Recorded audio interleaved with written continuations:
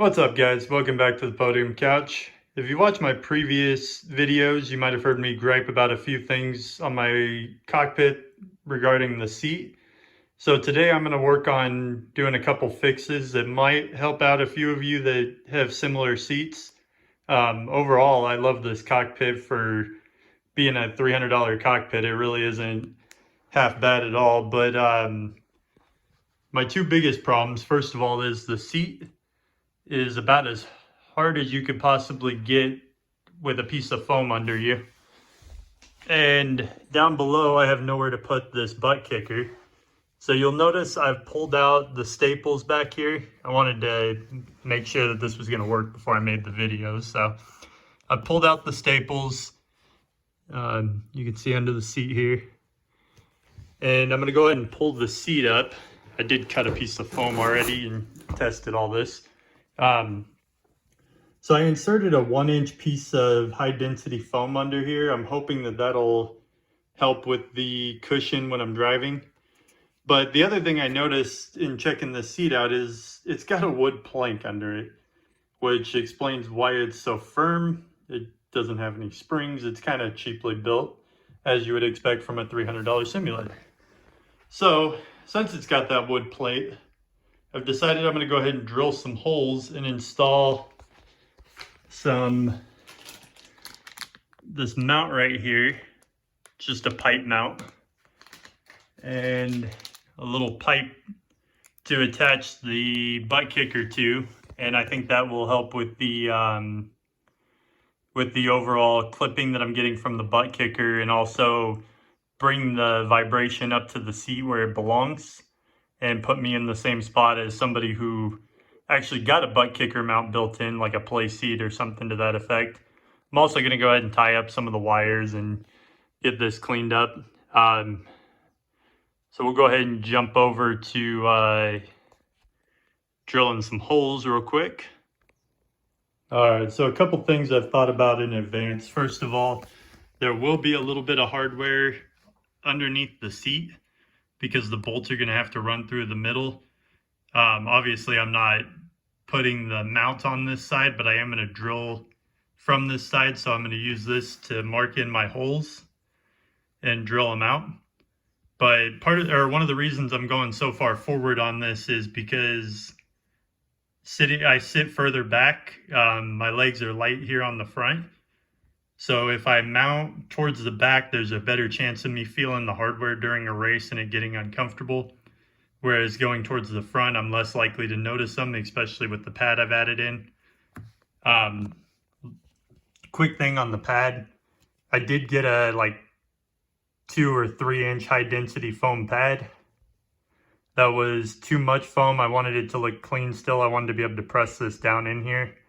And once I staple it back up, I didn't want it to be noticeable. And it needed to fit through that hole. So I did trim it down. It's probably the most ghetto trim job you could have done with a piece of foam.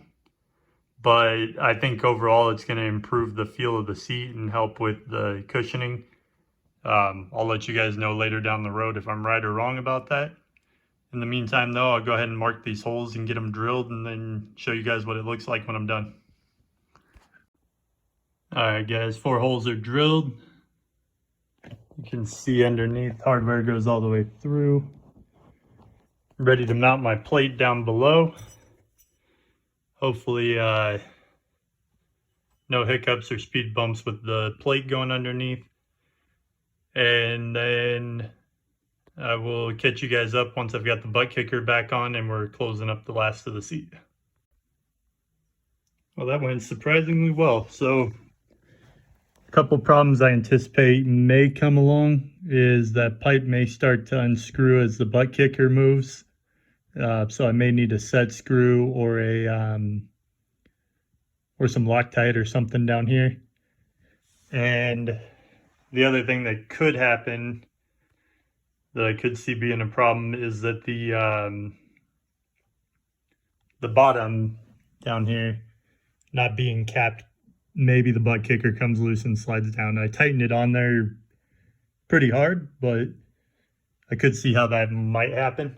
So the last thing I got to do with this seat is get this tucked down come down here and re-staple everything back in. And the seat and butt kicker will be ready to go, working properly. I may at some point get some isolators in between the seat. I'm going to try it as it is for now. It at least has the tracks to separate it a little bit, and it hopefully will concentrate it on the seat and take it all out of the rig, which is currently what I was experiencing.